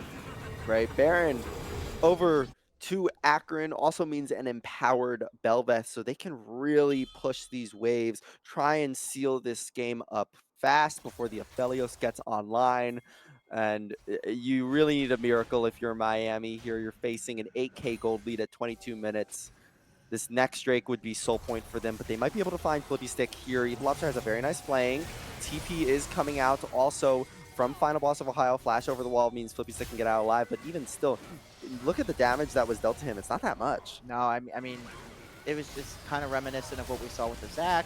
Oh, Evil Lobster taking so much damage. Final Boss of Ohio is in the back of the fight, but NTSP has taken so low. So is Quagert. The carries are solo. Evil Lobster can't be revived. Trace's Dog is in the midst of the fight as well. Gonna pick up another one, pick up a double kill. That is Killer Instinct. Clippers is going feral this game right now on this. Kaisa can just free fire to his will. Royal Maelstrom is going to seal up another one. Zac passive isn't going to save him here. It's a double kill. It's Baron empowered minions. I don't know if it's going to be the game, but it sure looks like it's close to It's it. the game. I mean, they have the Belveth pushing power. They have the minion. I mean, they have the little StarCraft minions, and with the empowered Belveth form. And I mean, they might not, but I think they could have just pushed it. I mean, there was a couple members of Miami respawning, but I think they could have pushed to end. I think they're in a position where they don't really have to worry. They are going to get quite a bit from Miami in their base, but isn't over yet. Feels over, but and I don't know. Some of our viewers may have saw it, but there was a 3-man explosive cast in that fight. Another highlight play from this top laner uh, of Akron, really showing that he should not be allowed this pick at all. Yeah, I totally agree with you, Miami. Definitely gonna probably want to switch up these bans if this goes to a game 3, of course. Yeah, because I think we're seeing a lot of these plays that Akron is making just kind of on the backs of, like we said, the two picks, the Belveth and the Gragas. And while this, Clippers has really shown a bit of proficiency, I think anyone, um, who is familiar with AD carry and plays it at a pretty high level, can make a lot of these plays happen just because that's just kind of how the champion functions. Not to discredit Clippers. No. Clippers has been playing a fantastic game. It just feels like a lot of these plays have really been because of the Gragas Bel'Veth combo. So, Right. uh, I mean, again, it feels like an opposite, although Quaker has been pulled back, is going to have to flash away after that explosive cask. Puts him in an awkward situation, and NTSB is in a terrible spot as well. Be flashed on. Meanwhile, Valenzela is in a bad spot as well. Going to be crystallized over the barrier. Killer Instinct comes in. Double kill for Clippers. Could this be the highlight reel? Triple kill for him. Looking for a quadra here. His penta has already been stolen, but it's not going to matter. Akron is going to be able to take this game number 2 and send us to Silver Scrapes. Game number 3 is going to be coming up. yes, that should be an exciting one. Hopefully, Miami turns it around with these bans. If the Gragas makes it through, I've lost. Like there is, we need to take a clear look at what happened last game and be like, listen, the problems were in the jungle in the top lane, and as much as I do think it made a really big difference to have uh mid chicken on the chicken. It was not the difference maker in that game. He was able to go even and provide value in fights for his team, but this Gragas has got to go. So hopefully we will see that in the next game. Yeah, we're gonna take a short break before we hop into game number 3. Super exciting stuff here. It's it's great that we get a game number 3 in the brother versus brother challenge. Hmm. It feels It correct. feels right. Right. So we're gonna have to see which brother comes out on top, Evil Lobster or Mid Chicken. Don't go anywhere. We will be taking a short break before we hop in.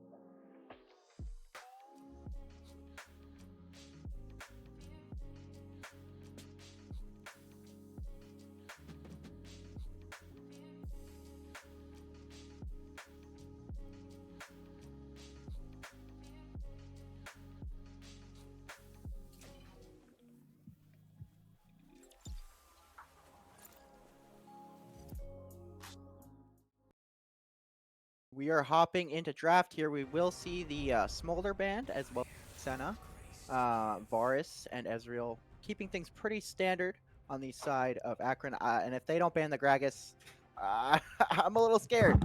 So I'm hoping, please, please. We'll have to see. So usually that last ban is the Karma, right? Yeah, And I do think Karma's a really powerful pick. Instead, targeting the Bel'Veth. So maybe Miami has an idea of a response into this Gragas. We'll see. I would hope so. Maybe we will see the Aatrox band. That side of Akron, that was a pretty good response into the Gragas. Aside from that jungle intervention. First picking Anivia, I like that. Gonna deny it from the mid chicken. Right, it's so funny to think like B1 Anivia, but Yeah. we've seen it in both these games. It just so happens that with the shared champion pool in the mid lane and such a tight champion pool in the mid lane, that something like Anivia, it's a good B1. You gotta expect it. It's the Gragas. Let's see if Miami has the right response. We're also seeing the Jarvan highlighted. Remember, mid chicken likes this Jarvan mid. It could also just be a flex jungle. As we usually see it, it can also flex into the support role. Although I think that's highly unlikely here, unless we really see like a The Kalista. summonary.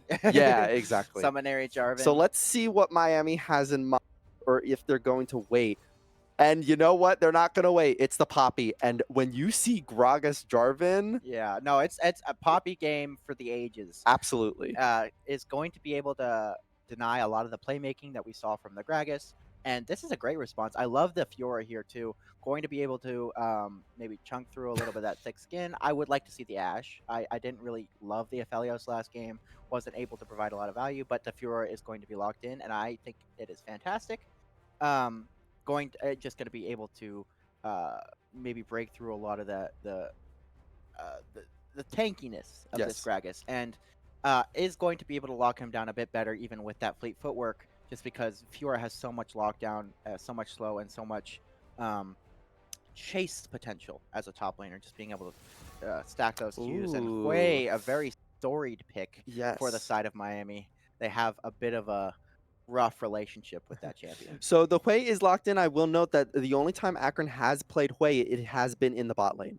They do like the APC picks, and Hui has been one of those picks that they've done. So we'll have to see if that's going there. Lots of flex potential for Akron here. If you're Miami facing into it, you're a little bit confused on what exactly needs to be banned here. If you're Akron, I was just gonna ask, do you target the support picks like you've been, or do you try to just force NTSP onto something that he can't really operate with, like Yeah. last game? I would like to see maybe an Ash ban from the side of Akron. I think that would be quite effective.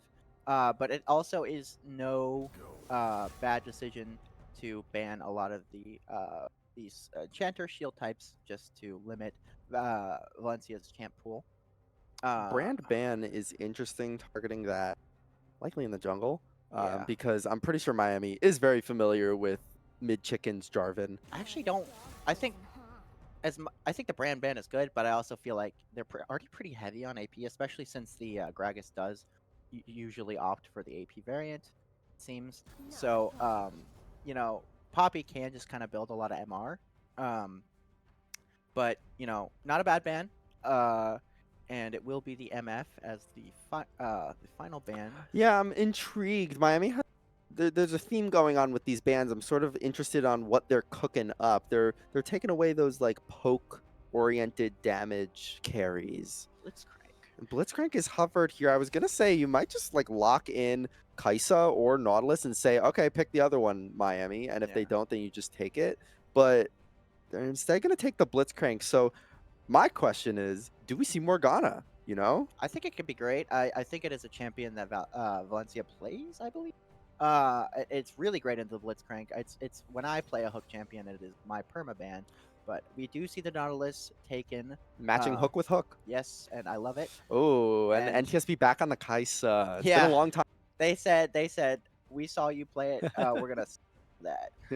Exactly. Let's So see what Akron picks. Thinking maybe Zaya. I'm curious what they pick up. They're really going down the list could be a of Hue ADCs. APC It, still it, as it could well. be, yeah, and instead just a jungle pick up here. This I is mean, gonna again, surprise me. yeah, Is the there's question. so much flex around here. We'll have to see what's chosen. What the It heck? is the Cassante, so it does look like Gragas jungle instead, most likely. Yeah, it's Yes. going to be the Gragas jungle. Jarvan is in mid lane matchup. So saving that flex, sort of surprising Miami is great because now you have a Cassante in for you. Yeah. And the Fiora is I mean, like obviously Cassante is not. I mean, he's an abomination of a champion. But I think that obvious Fiora is pretty good at tanks, but Cassante is like I would call him a tank. I would call him like an assassin, bruiser, mage, hybrid, maybe with a bit of enchanter in there. But yeah, I think it does benefit Cassante, but it's not unplayable from Final Boss of Ohio. The Poppy pick is going to be a huge difference maker. I think that's what they had prepared for this Gragas. And as much as I like to see the Gragas not piloted by their top laner, I am scared. This guy has Cassante. That Yes. that is like scary, if not scarier than a Gragas, because that champion can just take over team fights. We've seen it time and time again of the potential to just pick out priority targets, ult maybe the ADC or someone squishy over a wall, take them out of the fight, and it just makes it so much easier to play. Um, did actually receive some changes though to make him a bit weaker. I think they are live now with now his dash speed is reduced on his E by quite a significant margin, and his W is no longer it's now a charge up, just like it is in his base form when he's all out. So it's no kind of an instant cast, Mhm.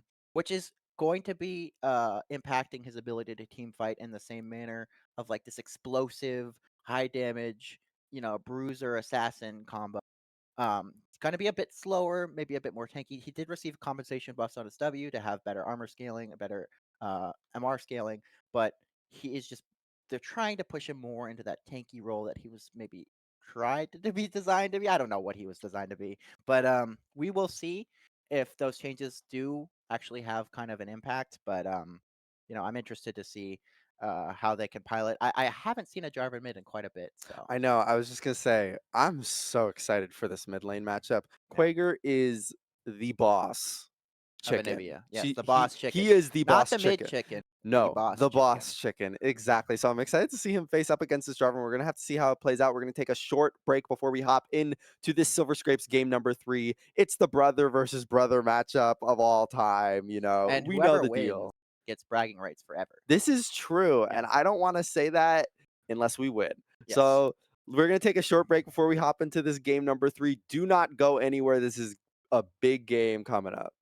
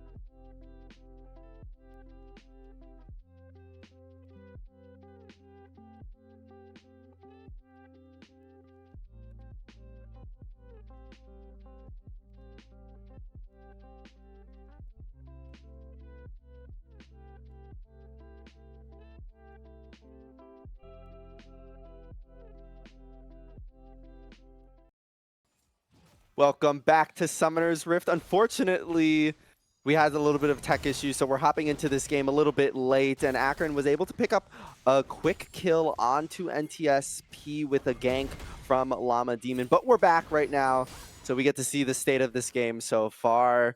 And once again, really excited to see this mid lane. We're seeing everybody move up towards this mid lane, in fact. Those flag and drags can set up ganks really easily, especially into a nice hook from Flipstick. Yeah, Final Boss of Ohio having a bit of an easier time in the lane. Gonna be pretty comfortable. Just hitting those vitals, sustaining, and doing max health true damage. Always nice. Max health true damage is truly the truest of damage, It you is, know? yeah, truly true fact. We'll see if Evil Lobster can really make the impact in this game that he was missing last game, that he found in the first game. Um, Flag and drag in the mid lane. Quakert's going to respond a little bit with some trades of his own, however. But as I was saying, Evil Lobster's playing this Poppy, right? Yeah. And this Poppy is so useful this game, but you need to actually have that impact. You need to be able to get up in people's faces, gank early, gank often. Yeah, very much an execution-based champion in the sense that if you don't if you don't time your W right, if you don't get those E's into the ball, it's not gonna really feel the same impact that it would normally. Right, both junglers are topside. I like this from Evil Lobster matching, knowing that Llama Demon might be up there. Is currently taking it back. They're looking to look for something here. Llama Demon is going to be found, going to be smashed into that wall, take it to half, not even going to try to body slam or any funny business, just wants to take it back here. Yeah, and pretty even right now despite the kill. Right, but all of that taking place, though, does mean that Miami has first moved on these grubs, which they've had in the first 2 games. Yes. So they're going to be able to pick up likely all 3 of them, at least take away 1. No Bel'Veth this time. Yes. Could be annoying, but yes, like you said, gonna pick up those early grubs. X Flash. I don't think an they angle. saw it. Uh-oh. Valencia's been hooked. Does not have that flash available. Is ignited. Won't even need the tick. Clippers will secure the kill. NTSP likely going to fall here as well, potentially. Can be hooked out of turret range. And Llama Demon is there, but they're not going to look for anything quite just yet. Final Boss of Ohio, meanwhile, is going to be going all out up against this Cassante, but I believe he flashed away from that, or... Yeah, he did. Yeah, so he's not going to be able to... Both thumbs down on Cassante. Flag and drag onto Evil Lobster, takes him fairly low, and Grand Challenge is going to be used here. Remember, All Out is not going to be available anymore, but Final Boss of Ohio is taking solo those healings. Is it going to be enough? Is in range for the finals. The Tofo strikes, but the parry comes through and is going to save him. Isn't it crazy that you can do all that on Fiora, hit your entire ult, and just not do anything, Cassante? Right, I mean, the scaling versus the also scaling, but less so. Mid Chicken zoning Evil Lobster out of his own side. Llama Demon around the corner. Final Boss of Ohio is so low, but Trey Dog isn't going to be able to find any sort of sly tricks up his sleeve. Mid Chicken's wave is going to be pushed in, as is kind of expected in this lane, I would say. Yes. Hasn't really been able to find anything quite just yet. It's an entire level down. Pretty down in CS as well. So Quaker having complete control over this lane. And I was going to say as we expected, but I mean, I don't know what to expect from a Jarvan mid. Yeah, like we said, we don't see this pick a lot, so not super used to, the play style. I do think, like you said, it does have a lot of potential for cross mapping and, maybe, especially when he, has the 6, finding plays with the ult, locking people down. Like Right. That's going to be very hard to do, though, without help, though, because Quaker has constant push in this lane. Yes. That's why I think he was sort of fine with that, Jarvan going through, because he kind of had to expect it. Final Boss of Ohio slowed up, but Llama Demon isn't looking here. Just going to go over to his Krugs, and the casual trades top lane are happening. Crystallize is used, but they're not actually able to get the combo off quite just yet. We didn't even actually note that out, but the Poppy Crystallize Anivia wall takes a bit combo. of coordination, though. It does, and we didn't see that quite there for Miami, but taking mid chicken low is a benefit in and of itself because TP is down and Anivia has push anyways. Ooh, Spiraling Despair goes completely wide, but Valencia has been hooked anyways. Flip Spark is taken very low and Poppy is down here, but Clippers is able to secure the kill. But in response, NTSB picks up another one. Quaker is down here as well, so is Llama Demon. Quaker is going to get feared and taking some damage from this Hui. How many years do they have? Akron has like 800 years on collective champion. Like the Hui, the Cassante. Yeah, it's just the Hui and a Quasante. Yeah, that's pretty much it. But that's all you need. The Spiraling Despair went completely wide there. That hit, yeah, that looked would like have a been fat finger, but so that's nice. If you're NTSB, you're able to pick up a return kill, trade kill. scary if that would hit. Yes. Yeah, But no, NTSP able to pick up a kill, yeah, and that's always going to be really nice. You want to see this Kaisa. Lobster's back down. Flash from Clippers to get away from the dredge line. That would have been pretty much a dead Hui. So a good flash by him. And that's something that they can look back to, though, because Hui is completely immobile. Yes, he doesn't really, I mean, despite, really his only kind of any movement ability is his speed up with his W. So, and even that's just not super impactful. Besides for like getting back to lane. But mid chicken and Llama Demon going to be taking this Drake. I mean, might be looking to look for something, but not really going to be able to contest here. Yeah, first Dragon Mountain is going to go over to Akron. Remember, Miami were able to take those first 3 grubs away. We'll see if they start moving towards there again. Evil Lobster looks like he is moving towards that top side of the map, but so is Llama Demon. Yeah. It is important to note, though, with that in mind, that Final Boss of Ohio does have push right now. Yeah, and Trade Hog looking a bit less scary. I mean, it's still Sante. Yeah, you never know with the healing, especially right now with the all-out. Great parry, though, into the Grand Challenge. Final Boss of Ohio. Yeah, flash that mastery. A fantastic parry from him. That's probably going to set up 6 grubs here for Miami. And if you're Final Boss of Ohio, you might want to go back, though. Yes. I mean, you could stay and greed for the plates. No TP available on the Cassante, but this Blitzcrank going to be looking here just a little bit too late. Boom boom Blitzcrank is going to boo-hoo. Right, I think actually because of the reset that had to be taken there. Ooh, great crystallized mid lane. Oh yeah, mid chicken has to flash there. Also, Clippers, remember, has no flash, but fortunate pause. Indeed. Oh, I don't know what our procedure is for that actually. Not entirely sure because he was. It seemed like he was disconnected. Right. There's no way he would just be standing there, in front of a Nautilus, just walking forward, no wave. So yeah, could be some kind of. I don't know if we have.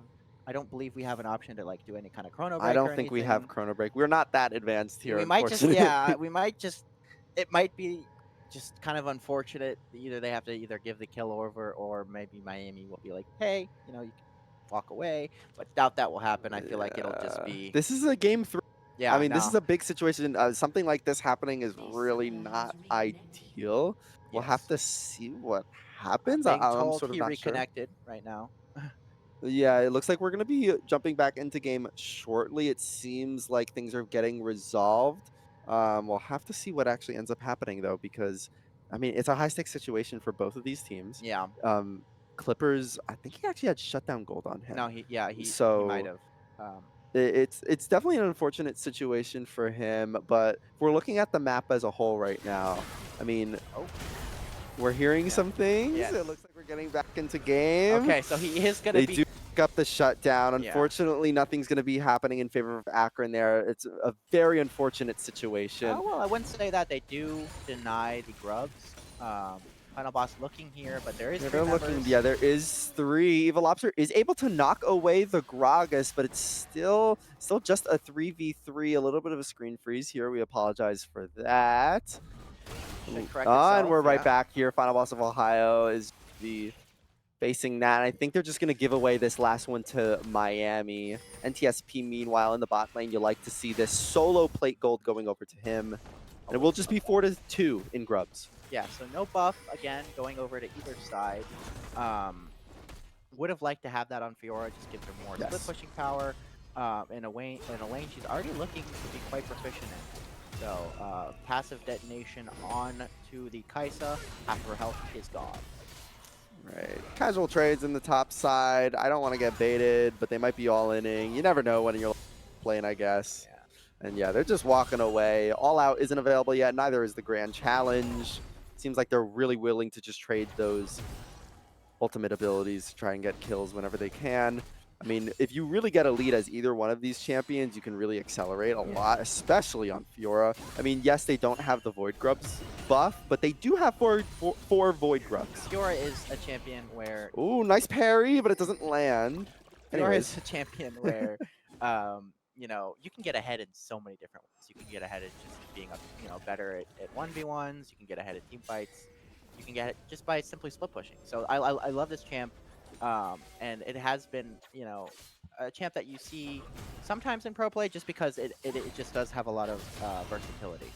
We'll have to see. I was expecting sort of an all out there, but I think it was just barely not up. Now it is.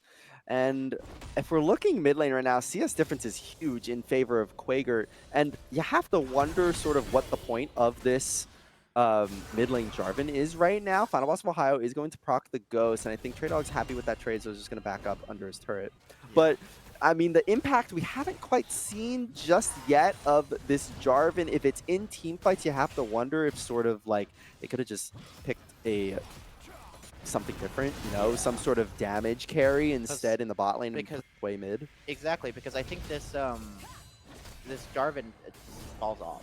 Right. I mean, there's no other subtle way to put it. It's just kind of on an expiration date, and just not gonna have a lot of. I mean, the cage is always nice. Don't get me wrong. The Cataclysm, Cataclysm is always going to be helpful in these team fights, especially with a Hui on your team. Yes. Because he can just layer those abilities and have his passive proc, and guarantee the landing of the Spiraling Despair. But outside of that, it's not something that's going to be as impactful as an initiative. Final Boss of Ohio is going in after Evil Lobster goes in, but they're just bullying trade-off wave right now. You have to expend the TB. Meanwhile, mid lane, Quaker's been locked up. Might have to flash away here. Is not actually going to use it, though, and will just be rebirth. But with 3 people, Explosive Cask as well, he's just going to fall. The Poppy Hammer isn't going to be enough, but they're looking bot lane now. NTSP's taken solo with the Spiraling Despair, is going to be able to pick up the kill, but not without Clippers getting a kill as well. Meanwhile, all out into the pushback as well from Trey Dog. He might be able to just chase this down up against Final Boss of Ohio. Look at the movement speed. Parry is pretty nice, but it's not going to be enough. Grand Challenge expended as well there. All around, great plays for Akron, though. Yeah. Unfortunately, Hui is going to be was able to pick up the trade kill in return with that Spiraling Despair. And NTSP burned his flash in that scuffle, and it will mean another dragon for Akron. Fortunately for Miami, 2 of the best dragons right now are off the board in the form of that Hextech Mountain. And it is going to be Chem Tech, sorry. And that is, if I'm Akron, I'm shaking my head. Any kind of dragon prio is kind of just gone, because I would have even taken Cloud over this one. So, unlucky, but, gives Miami some more breathing room and allows them to worry less about these objective stacking. And maybe they can look towards the Rift Herald, as Evil Lobster is on the top side of the map. Haven't able to pick this one up yet in the rest of the 2 games that have been played, and have been kind of giving it over to the side of Akron. So maybe Quaker looking here. That's fantastic damage. Gonna land the Flash Frost as well. Michigan's taken so low. Yeah, I mean, there's no way that they can kind of contest this objective now, because Llama Dragon is going to be spotted in the bot side of the map. Flash body slam onto NTSP. Free has no flash, but the Explosive Cask is kind of big, and it just barely has enough movement speed with Ghost to get away. Valensula is trying to get something, but she will just be a body to fall, so they will be able to pick up a kill, and likely this turret as well as a trade for that Rift Herald. We'll have to see if the mid lane turret goes down as well. Quaker's been locked up, but is actually not under turret. Yeah. Which is pretty major, and now mid chicken is taken so low as well. The Lobster smells blood. Yeah, but look, that Blitzcrank is coming up. We'll have to see if it tries for something here. Quaker does have the flash available. Evil Lobster is right around the corner. They haven't spotted him just yet. Looks like now they have, and now everybody will just sort of walk back, Yes. happy with the things that they've received and the things that they have. Yeah, it is around a 2K gold lead Yeah. for Akron. Nothing, like not great. Obviously, a lot of these leads have fallen onto the Quay as Uh-oh. 3 people top lane, but Final Boss of Ohio can get away. You've already were able to see there.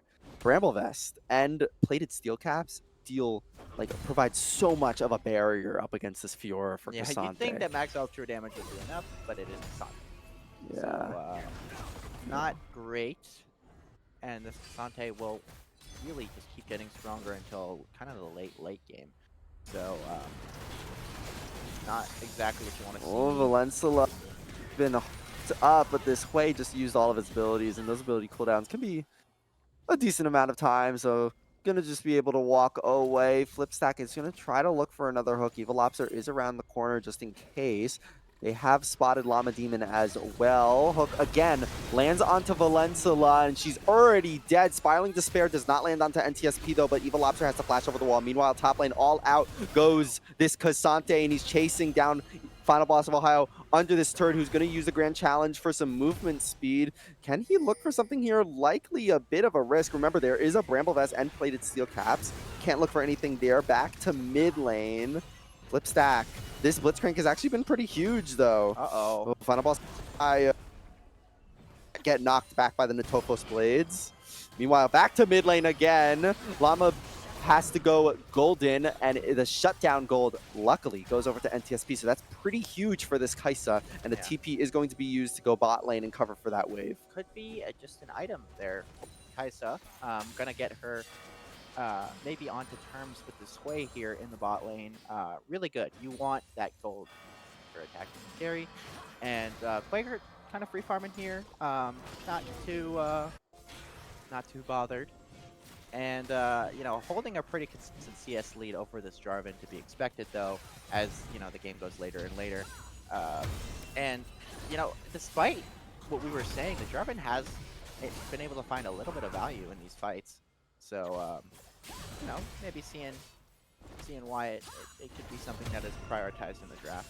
Yeah, I do think Akron's one weakness in these 5v5s is a nice comes out as Final Boss looking.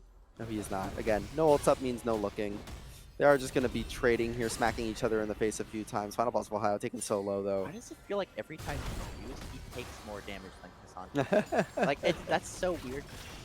But, again, plated steel caps. I mean, it does really do a lot. This Rift is going to come down. Doesn't want to get that crash in. Whoa! Oh my gosh, that was really I don't know what just happened. interesting. Where's he going? Yeah, he crashed. he tried to pull it back, but I think because it tried to crash, it didn't get the chance to. That was an interesting interaction. But anyways, Dragon is up in 1 second. Flippy Stick is looking for something. Not going to be able to get that hook. Does have flash available to try to make a play. In fact, most sums are up for the side of Akron. Miami has most of their flashes up meanwhile. And if NTSP is able to free fire in these fights like we saw from Akron last game, it could be pretty good. No yeah, Traydog is going to be here. No Fiora. Fiora is just going to hit that turn. I think if you're Miami here, you kind of just give it and you let the Fiora continue to push. But Evil Lobster isn't going to have that. Is going to knock away this Jarvan. And now they're looking into a Spiraling Despair. Valencia, they're going to have to flash away. Here comes this Cassante right on top of Quager, going to go all out here. NTSP flies in, but I don't think you wanted to fly into that fight.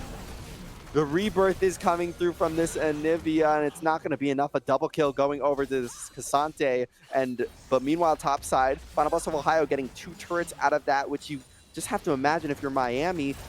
Don't go in there. Yeah, just don't go in. Let them split push. Let them give away their topside and don't give away 2 kills. Because now Cassante has a shutdown. He's going to be a lot more impactful. Get a nice injection of gold. And you could have just let that one go. It's a chem tech. Keep that in mind. Why are we caring about these Drakes? As soon as he misses that what is the Poppy Ultimate? Yes, the Poppy Ultimate onto he hits it onto mid chicken and not Llama Demon, who I can only assume he was going for. That's when you just kind of you're like, okay, disengage. Right. Even before that, you gotta just if you take a look at the scenario on the map, let's think about it. We have a few split pushing. Just give it. I even think if that ultimate from Poppy lands onto Llama Demon, do you still go in? Because No. I mean, Miami didn't really have the backup that fight. They weren't in position ready to get into the pit. If you're NTSP, it's a really awkward fight to take because you have a lot of these champions like Mid Chicken. If he wasn't going to get smacked away, like this Cassante, like the Blitzcrank, that is really hard to walk into. And they were a member up. That was like very evident. Cassante was just sitting mid lane. It wasn't like it was super like there was no one contesting the Fiora. It wasn't like it was super subtle. Why take a 4v5? It just doesn't make a lot of sense. Well, anyways, the top lane is opened up still. Yes. So Final Boss of Ohio is going to be still putting in a lot of work with this Fiora, looking to continue that. Does get that Hydra built up with the Trinity Force. Is going to be starting to threatening this side lane if not matched by Cassante. Yeah, and all things considered, it probably was a positive gold trade for Miami, even with the 2 deaths given over and maybe the shutdown given to Cassante, because these inner turrets are worth so much gold. So, not terrible. This Fiora is going to be quite happy, all things considered. And Trey Dog benefits from the situation as well. All right, I've been loving this Blitzcrank from Flippy Stick, though. I mean, it really has been able to set up these fights so cleanly, even if it's just a hook onto Valencia. Valencia can't really do a whole lot other than press R once she's been hooked in. Yeah, so, I mean, I think you hit a hooks on almost anyone. Oh, topside Quaker's stuck in between 2 walls. One of them is his own, and now we're effects of this Jarvan going to be able to pick up that kill cleanly in the side lane. A teleport invested from Trey Dog to join him up there is going to be down for the next fight, but the pick onto Quaker is huge, going to stop him from CSing pretty freely, and Greg is going to catch the wave in the bot side. Yeah, it's just a 2k gold lead right now for Akron. Yes, they have 3 Drakes. Yes, they have so much more kills, but Miami has been able to really like pound it in the CS game. So they've been able to sort of keep them in line. Yes, it is still a gold lead to keep in mind, but I mean, it's up to NTSP really to play these fights, right? Miami really needs to play coherent and as a team, or just stall the game out for this Fiora. Yeah, and ulting mid chicken there is going to get them a turret. Should get them a turret on the bot side, but that is going to be 2 turrets picked up for the side of Akron. Right, can Final Boss of Ohio look too? He's going to proc the Grand Challenge. Flag and Drag, though, is going to stall everything. And now mid lane, NTSP is already taken so low. Evil Lobster is in a quite peculiar spot, but it's a very nice depth charge going to land, but they just don't have the damage. Quaker's also in a really awkward spot. Now going to be knocked back, but the Crystallize is going to save him. Flippy Stick was in a terrible spot, though, as well, but now NTSP is in a bad spot. Everyone is just being spotted out. It's a great all-out to push back Valencia, and Trey Dog is on a rampage, and overall it's in favor of Akron. Guys, like, it's the same scenario as last time. That was, okay, I will give it to Miami, a better situation to commit to a fight, but again, you're a member down, and you are lacking a lot of vision, and NTSP just gets the same situation where he gets Jarvan ulted, and there's no ability to peel for him, and yeah, Final Boss Ohio gets a lot on the cross map, but it's still, you're losing quite a bit when you don't need to be. If you just slow down these fights and let him, I think he should be okay. Yeah. Oh, never mind. So, Final Boss of Ohio likely to go down here. Does not actually have a shutdown, though, even though he's been pushing really hard. Somehow, doesn't actually have shutdown gold. But Miami has started up Baron. I'm kind of curious if they can actually get this down. Yeah. Quaker is there. Looks like NTSP is running over, but just hit a blast cone. So that's like they might just attempt to trade this for the soul, which I actually quite like for the side of Miami. Doesn't seem to be picked up on, and it will be soul for Akron, but you know, besides Cassante, no one really benefits from it like quite to the extent. Right. It is unfortunate, though, that this Fiora doesn't get Baron, though. Yes. Because if she wants to keep split pushing, then it's not going to do as much. much. Best application. Yeah. However, you could also argue it's okay because now Miami can continue to stall even better. Yes. Except as we've been talking about, They don't. they really just need to stall because Yeah. look at what this Fiora has been able to get done. Bot lane inhib is open. Bot lane tier 2, top lane tier 2, excuse me, has been taken already. I mean, the map on the side lanes is opened up for Miami by this Fiora, and she's going to continue to put in this work because they really haven't been able to respond. Akron is kind of just sending the Cassante down there, but without the Cassante in these fights, it's kind of up in the air. We haven't really been able to see if that Because in my haven't fa opinion, if you just look at things in isolation, Akron is misplaying by sending the Cassante to these fights because, I mean, obviously not in the sense that Miami has taken the bait every time, but if Miami were to kind of like taper and slow things down a bit, the Cassante would there'd be no reason that he would be moving. He would just be a waste of time, and then Fiora would just get the same things that she's been getting. So giving these kills over and having these bad team fights is the only thing that's preventing Miami from really gaining quite a significant lead. Because if you look at the kills, Akron does have a lot of the edge here, but the goal is relatively even. Yeah, absolutely. And I like the way that Miami is playing right now. Very safe, very laid back because they know that there's nothing to play for right now. Yeah, There's nothing to do for like a whole 4 minutes. They have Baron. Just use this Baron to really like CS, control the map, control get the the map, vision. get this Fiora some more gold, get your carries more gold like NTSP. And that's what they're doing. NTSP is taking every single one of these waves. He has Evil Lobster and Valencilla by his side, although they don't see Flippy Stick there. But again, I like this. Play back. Yeah, Don't they want to know. fight. There's no reason to fight. In fact, if you do fight, Akron's just going to keep the lead that they have and push it forward. Yeah, I mean, a bad fight could just mean any advantages or opportunities that Miami has Ooh, Evil Lobster playing a facing dangerous 3 game. people. The hook goes wide though, so he is okay. Able to Miami's clear playing with vision. my heart here. This is a very intense game 3, Yeah. and I mean, this is everything you want from a game 3. Yes. And Hui starting to stack up these items as well. Voice staff on the way. Really going to hit if he is able to get these combos off and it is not bursted down in these team fights. But I'm curious to see what a fight would look like when Final Boss of Ohio is there. He is getting so much value off in the side lane. Cassante is there to match. No one, Miami, maybe taking a bit of our advice, taking a bit slower, is going to be spotted there with the blue ward.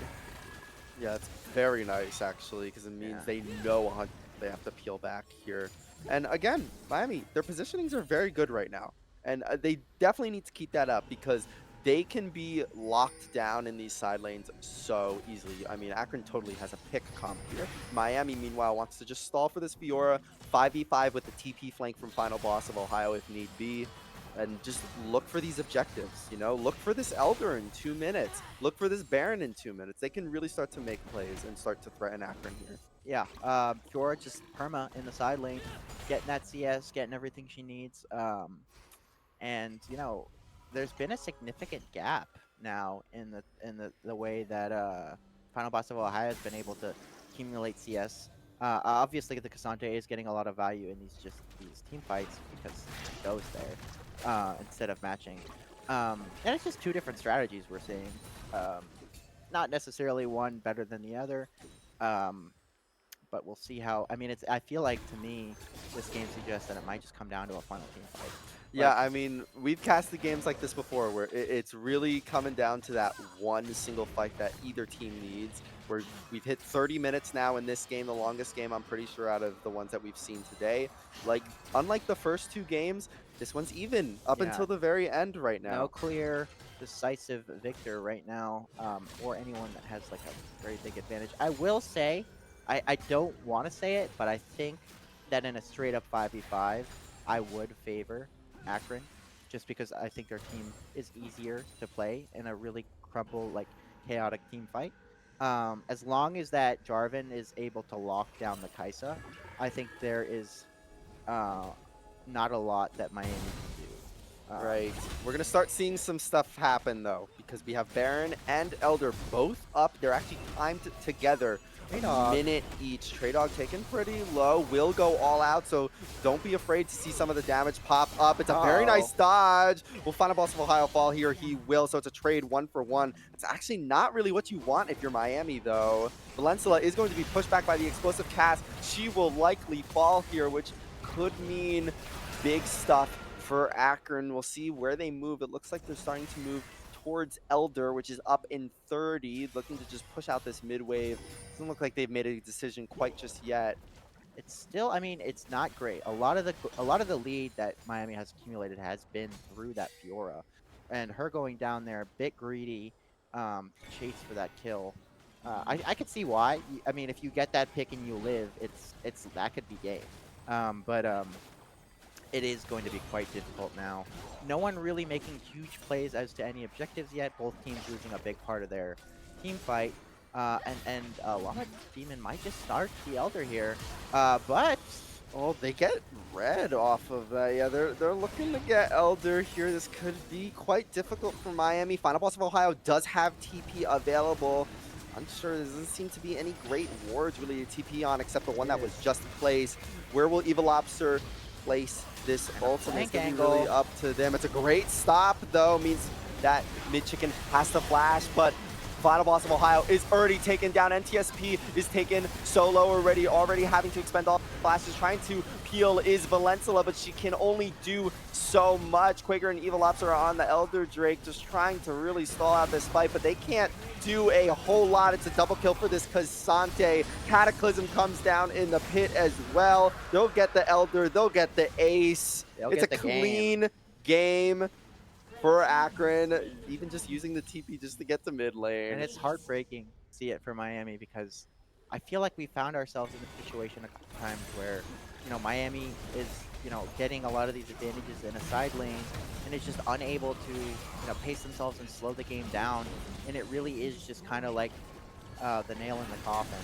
So um, Miami will, after this game, fall to 4-6, I believe. Yes, and Akron moves up ESC. to 8-1. A fantastic Game 3 series here. The bragging rights go over to Mid Chicken today as they finish off this game.